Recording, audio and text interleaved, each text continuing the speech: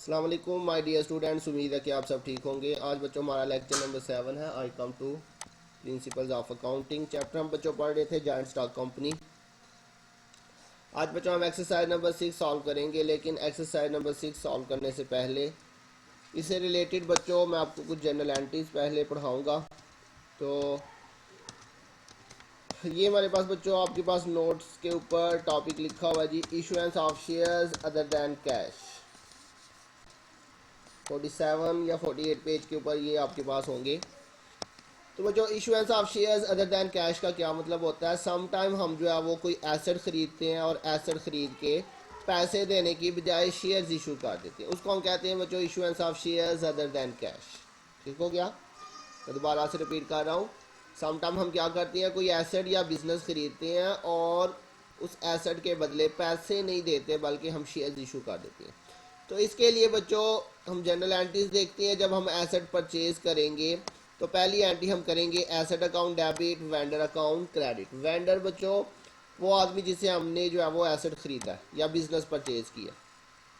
अगर तो उसका नाम दिया हुआ है तो हम उसका नाम लिख देंगे, अगर नाम नहीं दिया तो हम वेंडर ही लिखेंगे।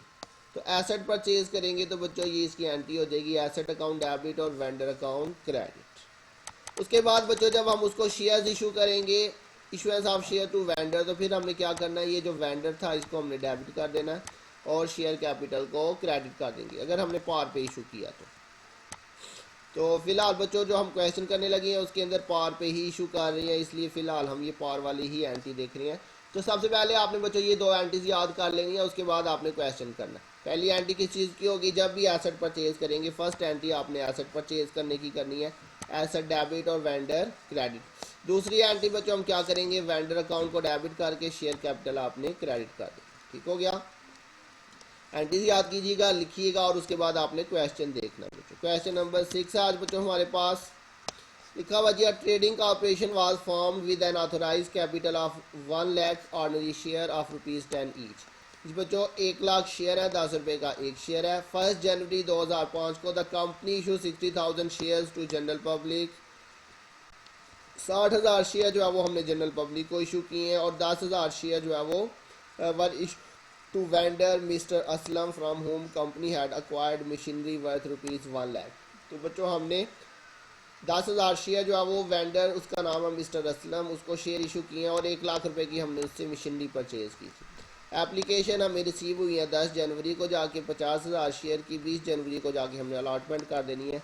तो सबसे पहले बच्चों 1 जनवरी को जो हमने वेंडर को शेयर इशू किए थे बच्चों, वेंडर से हमने पहले मशीनरी खरीदी है 1 जनवरी को। लिखा हुआ 1 जनवरी 2005 the company issue 60,000 share to general public and 10,000 share to vendor mister Aslam from home company had acquired machinery. तो बच्चों एप्लीकेशन जो है वो 10 जनवरी को जाके रिसीव हुई है, तो इसकी एंट्री बाद में करेंगे 10 जनवरी को एप्लीकेशन की, लेकिन पहली एंट्री बच्चों 1 जनवरी को वेंडर की करेंगे।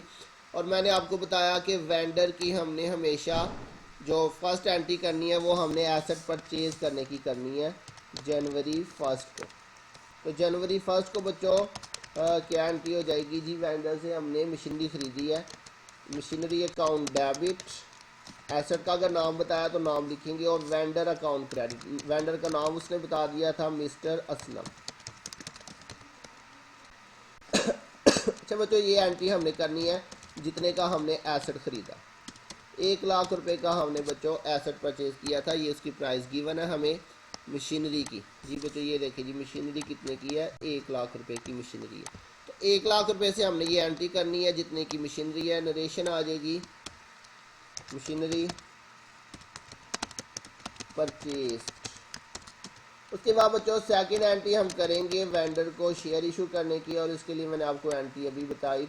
वेंडर अकाउंट आपने बच्चों डेबिट कर देना है, मिस्टर असलम अकाउंट डेबिट। अच्छा बच्चों मिस्टर असलम को आपने उसी अमाउंट से डेबिट करना है जिस अमाउंट से क्रेडिट किया था। तो देखिए जी फर्स्ट एंट्री के अंदर आपने उसको 1 लाख से क्रेडिट किया था, उसी सेम अमाउंट से ये डेबिट होगा और शेयर कैपिटल अकाउंट जो है वो हमारा क्रेडिट हो जाएगा। अब इसके अंदर हम देखेंगे उसको कितने शेयर्स हमने इशू किए थे।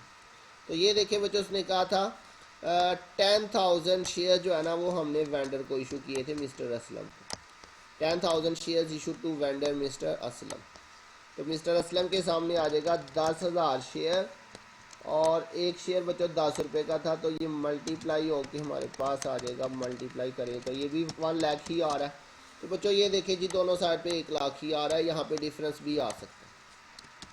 तो बच्चों नरेशन आ जाएगी शेयर्स इशू टू वेंडर, ठीक हो गया। अब उसके बाद बच्चों जनरल पब्लिक वाला क्वेश्चन बिल्कुल वैसे ही होगा जिस तरह हम पहले करते थे बच्चों। अब जनरल पब्लिक के अंदर देखिए जी, हमने जनरल पब्लिक को इशू किए थे 60,000 शेयर्स, लेकिन हमें जो है वो एप्लीकेशन रिसीव हुई हैं 10 जनवरी को जाके 50,000 शेयर्स की। तो फर्स्ट एंट्री आपको याद है, मैंने बताया था हमने एप्लीकेशन रिसीव करने की करनी होती है। इशू हमने जितने मर्जी किए हो, हमने फर्स्ट एंट्री एप्लीकेशन रिसीव के साथ करनी है जनरल पब्लिक की। और एप्लीकेशन हमें बच्चों रिसीव हुई है जनवरी 10 को जाके। तो एंट्री हो जाएगी बैंक अकाउंट डेबिट, ये पुरानी ही एंट्री है, और शेयर एप्लीकेशन अकाउंट क्रेडिट। कितनी एप्लीकेशनें बच्चों आई हैं हमारे पास? 50,000 एप्लीकेशन आई हैं। 10 रुपये का एक शेयर है बच्चों, मल्टीप्लाई करेंगे तो ये 5 लाख आपके पास आ जाएगा इसका। नरेशन बच्चों आपके पास इसकी आ जाएगी एप्लीकेशन रिसीव्ड,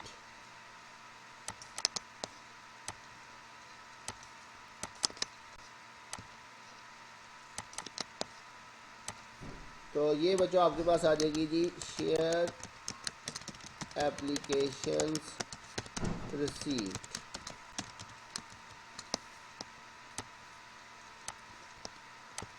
इसके बाद बच्चों नेक्स्ट उसने बताया जी 20 जनवरी को जाके shares were allotted to the applicant. जनवरी 20 को जाके हमने शेयर्स इशू किए हैं। तो बच्चों शेयर इशू करने की एंट्री क्या होगी जी? शेयर एप्लीकेशंस अकाउंट डेबिट और शेयर कैपिटल अकाउंट क्रेडिट। तो बच्चों अंडर सब्सक्रिप्शन वाले केस में याद रखिएगा, अंडर सब्सक्रिप्शन है हमारे पास,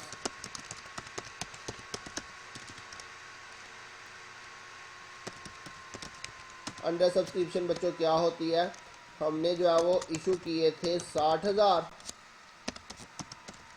लेकिन एप्लीकेशन जो आई है वो हमारे पास आई है बच्चों 50,000। तो ये अंडर सब्सक्रिप्शन है। अंडर सब्सक्रिप्शन में बच्चों हमारे पास थोड़ी एप्लीकेशनें आ जाती हैं। तो बच्चों अंडर सब्सक्रिप्शन की सूरत में आपने दोनों एंट्रीज ही जो है वो एप्लीकेशन रिसीव के साथ ही करनी है। ये मैंने आपको बताया था लास्ट लेक्चर के अंदर भी। इसकी जो फर्स्ट एंट्री है वो भी एप्लीकेशन रिसीव के साथ होगी, और इसकी जो सेकंड एंट्री है बच्चों वो भी एप्लीकेशन रिसीव के साथ ही करेंगे। अंडर सब्सक्रिप्शन में बच्चों याद रखिएगा जस्ट 2 एंट्रियाँ होंगी, और दोनों एंट्रीज ही एप्लीकेशन रिसीव के साथ होगी। लास्ट क्वेश्चन के अंदर भी बच्चों हमने ये पॉइंट डिस्कस किया था।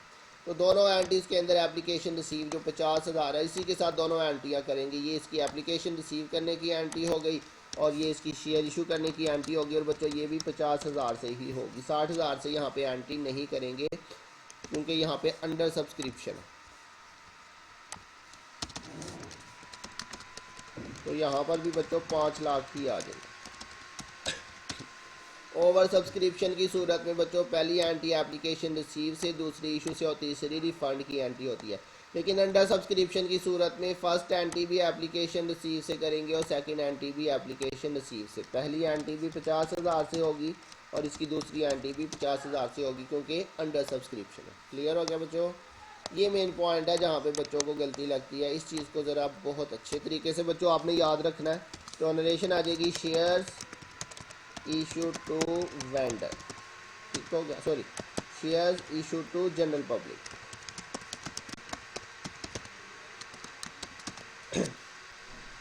अब इसकी बैलेंस शीट भी बनानी है बच्चों। बैलेंस शीट के अंदर नाम अगर दिया हुआ है तो नाम लिखेंगे, नाम उसने नहीं दिया हुआ। डेट उसने बताई है जी 20 जनवरी 2005, इसकी लास्ट डेट लिखेंगे 20 जनवरी 2005, 20 जनवरी 2005। इसी वजह सबसे पहले तो यहाँ पे ऑथोराइज कैपिटल आएगा। ऑथोराइज कैपिटल उसने हमें बताया हुआ था 1 लाख शेयर थे और एट अ रेट ₹10 ईच, 10 रुपये का एक शेयर है। तो ये आपके पास बच्चों 10 लाख आ जाएगा, डबल अंडरलाइन कर देना है। उसके बाद आएगा issued subscribed and paid up capital.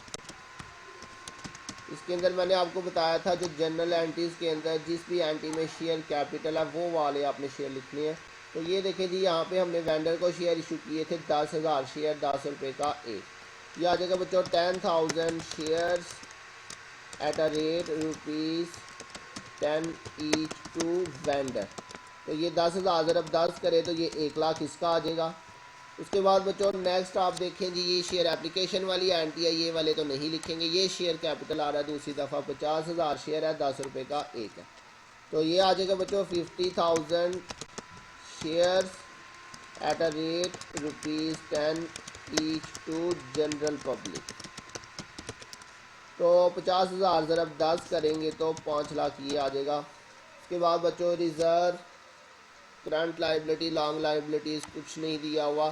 Fixed assets में बच्चों यहाँ पे पहली दफ़ा ये फिक्स्ड एसेट्स आ रहा है मशीनरी अकाउंट। ये देखिए जी, आपके पास मशीनरी अकाउंट जो होता है ये फिक्स्ड एसेट होता है, इसकी वैल्यू आपके पास है 1,00,000। तो ये आ जाएगा आपके पास मशीनरी अकाउंट, इसकी वैल्यू बच्चों 1,00,000 आ जाएगी आपके पास। डेफर्ड कास्ट उसने नहीं दिया हुआ। उसके बाद करंट लाइबिलिटीज़ आ जाएंगी, सॉरी करंट एसेट्स आ जाएंगे। करंट एसेट्स के अंदर बच्चों आपको उसने बैंक अकाउंट यहाँ पे आ रहा है हमारे पास 5,00,000।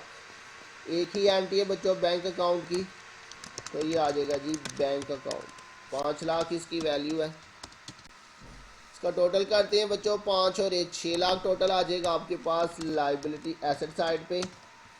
और इधर भी 5 और 1 6,00,000 बन रहा है बच्चों टोटल। ऑथोराइज को टोटल में ऐड नहीं करना बच्चों। तो ये बच्चों हमारा आज का क्वेश्चन था, उम्मीद आपको समझ आ गई होगी। तो लेक्चर के कमेंट सेक्शन में जाके अपना नाम जो है वो ज़रूर मेंशन कीजिएगा। होमवर्क करके बच्चों आपने सेंड करना है। शुरू में बच्चों आप लोग जो है वो रेगुलरली अपना होमवर्क सेंड कर रहे थे, लेकिन आप बच्चे जो है वो होमवर्क सेंड नहीं कर रहे बच्चों। लेक्चर लेने के बाद बच्चों क्वेश्चन करके आपने उसकी पिक जो है वो मुझे ज़रूर सेंड करनी है। अगर किसी पॉइंट की समझ नहीं आती तो बच्चों आप पूछ लीजिएगा। अभी बच्चों लेक्चर सुनने के बाद आपकी जो है वो ऑनलाइन क्लास भी होगी, उसमें पार्टिसिपेट कीजिएगा। अगर कोई समझ नहीं आई तो बच्चों उसमें पूछ लीजिएगा। अपना ध्यान रखिएगा। इंशाल्लाह बहुत जल्द मिलेंगे नेक्स्ट लेक्चर के साथ। तब तक के लिए अल्लाह हाफिज़।